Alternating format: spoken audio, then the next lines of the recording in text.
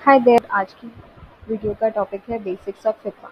Figma एक web based free software है जिसको हम figma.com पे जाकर ओपन कर सकते हैं।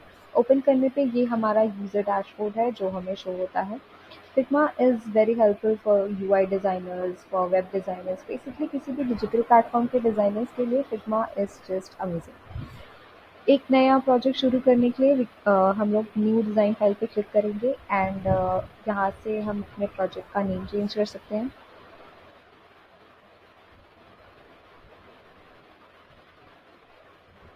सो अगर मैं फिग्मा की आइकन के ड्रॉप डाउन पे क्लिक करके बैक टू फाइल्स पे जाऊँ तो ये रही वो फाइल जो मैंने अभी क्रिएट की है। इसको ओपन करके फिग्मा के सारे टूल्स को देखेंगे। आर्टबोर्ड सिलेक्ट करने के लिए इस आइकन पे क्लिक करके फ्रेम सिलेक्ट करेंगे तो हमारे पास जितने भी स्टैंडर्ड ऑप्शंस अवेलेबल हैं for phone screens, for tablet, for desktop, सब फिग्मा में ऑलरेडी इनबिल्ट है। तो अगर फ़ोन स्क्रीन सिलेक्ट करते हैं, आईफोन 12 प्रो मैक्स की स्क्रीन मैंने भी सिलेक्ट किया। कंट्रोल प्लस करके माउस को अगर स्क्रॉल अप एंड डाउन करेंगे तो ज़ूम इन ज़ूम आउट होगा। सो मूव टूल से आर्टबोर्ड पे क्लिक करके हम आर्टबोर्ड को कहीं भी मूव कर सकते हैं। उसके बाद जो इनबिल्ट शेप्स है फिग्मा में, दैट इज़ रेक्टेंगल। अगर रेक्टेंगल टूल सिलेक्ट करके शिफ्ट प्रेस करके क्लिक ड्रैग एंड ड्रॉप करें तो वी विल हैव स्क्वायर। उसके बाद हमारे पास arrow, ellipse, polygon, star and image place करने के लिए डिफरेंट ऑप्शंस हैं। उसके बाद पेन टूल, जो कि हर सॉफ्टवेयर में स्टैंडर्ड पेन टूल जैसा होता है, it's same only. Click drag and drop, point करने पे स्ट्रेट लाइन आती है। अगर क्लिक करके ड्रैग करेंगे तो it will be curve line. अगर आपको ये रेड लाइन दिख रही होगी तो दैट इज़ गाइडलाइन हमारा कर्व लाइन ड्रॉ करने के लिए। एस्केप प्रेस करने पे पॉइंट वहाँ पे एंड हो जाएगा। उसके बाद वी हैव उसके बाद next up we have text tool. Text box बनाकर टेक्स्ट लिख सकते हैं या सीधे भी टेक्स्ट लिख सकते हैं।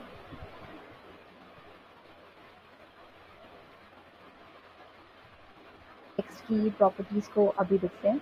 उसके बाद यहाँ पे लेफ्ट पैनल पे we have layers, assets and page. Page पे क्लिक करके अगर मैं प्लस आइकन पे क्लिक करूँ तो हमारे पास डिफरेंट डिफरेंट पेजेस आ जाएंगे। तो इन पेजेस के नाम यहाँ से क्लिक करके चेंज कर सकते हैं।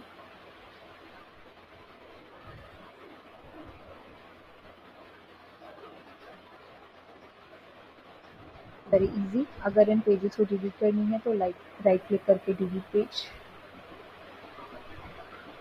उसके बाद ये हमारी लेयर्स हैं। दिस इज शोइंग मी कि कौन सी लेयर ऊपर है, कौन सी नीचे है, सेम एज फोटोशॉप और इलस्ट्रेटर। उसके बाद नेक्स्ट अप वी हैव उसके बाद अगर टॉप पे जो टूल्स अवेलेबल हैं अगर उनकी बात करें तो this is the edit object. अगर मैं इस पे क्लिक करके एडिट ऑप्शन पे जाऊँ तो हम इस शेप की पॉइंट्स को एडिट कर सकते हैं। अगर इस आइकन पे ना भी जाना चाहें तो we can simply double click on the shape and उसके बाद हमें एडिट करने के ऑप्शंस अवेलेबल हो जाते हैं। So this is how we can edit our shapes.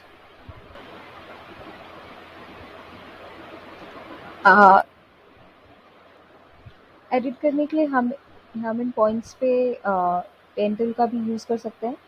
Click drag and drop से इन लाइंस को कर्व्स भी बना सकते हैं।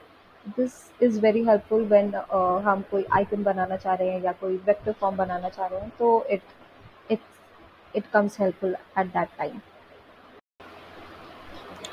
एडिट ऑब्जेक्ट के बाद जो नेक्स्ट ऑप्शन हमारे पास अवेलेबल है वो है क्रिएट कंपोनेंट का।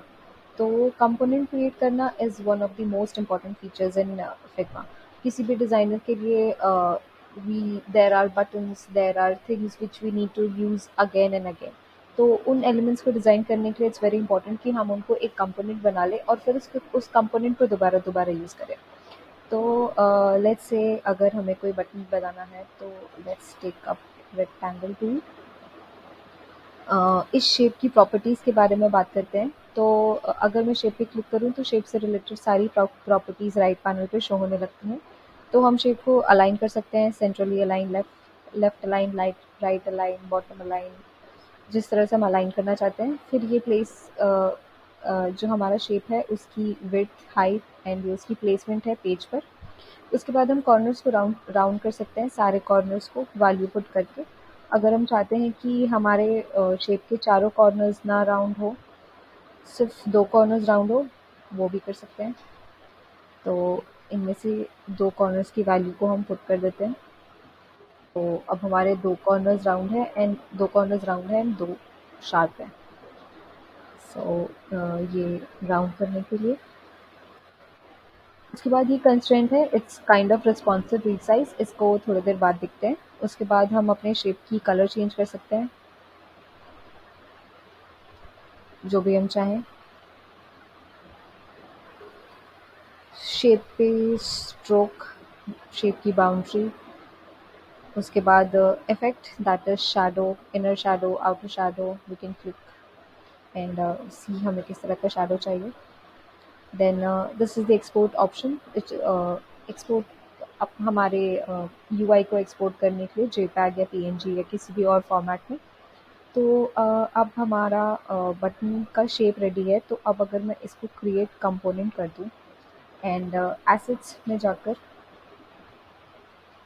सो अब ये हमारा कंपोनेंट क्रिएट हो गया ये बटन। अब अगर मैं इसे क्लिक ड्रैग करूँ अपने आर्टबोर्ड पे and I mean if we have multiple artboards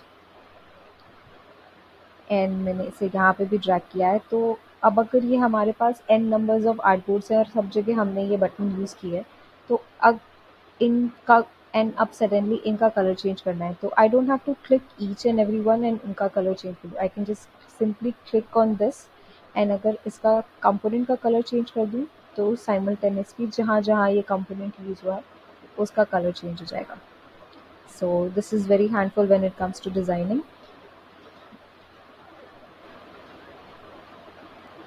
then again another important thing is कि अगर मैं चाहती हूँ कि सारे बटन्स की कलर एक साथ चेंज ना हो, किसी एक की ही हो, तो we can simply click one and change colour of that particular shape और button. So you see since it's not the master component, so सिर्फ इसका कलर चेंज हुआ है and rest are same. So we can figure out which one is our master component from here. This icon is for the component which is the master one and rest are normal. Okay, so components के बाद next option जो हमारे पास available है वो है mask करने का। तो अगर हमारे पास 2 शेप्स हैं,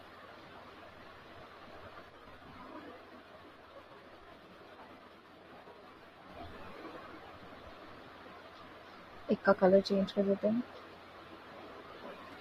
एंड अगर हमें इन दोनों को एक दूसरे में मास्क करना है तो we can do that. Different options available है हमारे पास, union mask, subtract mask, intersect selection, then exclude selection. So based on the type of masking we want, we can do that.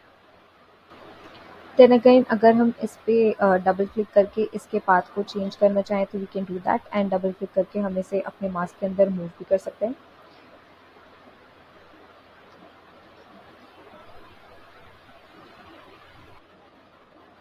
अगर हम मास्क के इस शेप को भी edit करना चाहते हैं तो we can do that double click करके।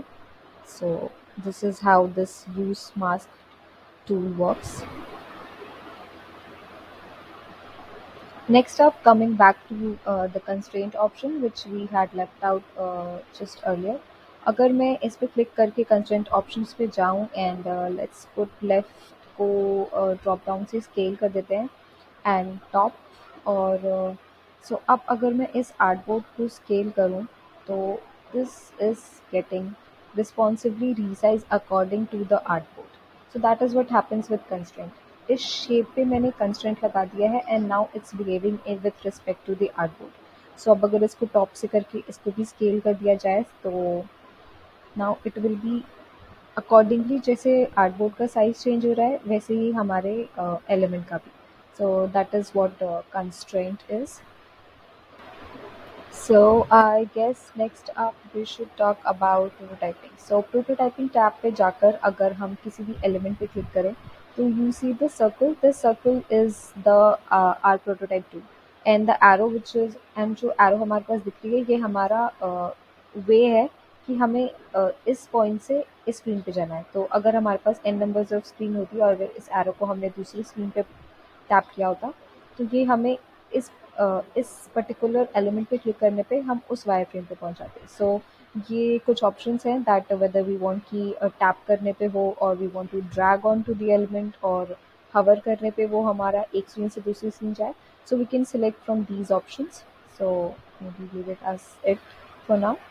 Then if we want कि इस एलिमेंट से हम इस स्क्रीन पे जाएं तो we can do that. And यहाँ से हम हमारे प्रोटोटाइप का प्रीव्यू देख सकते हैं।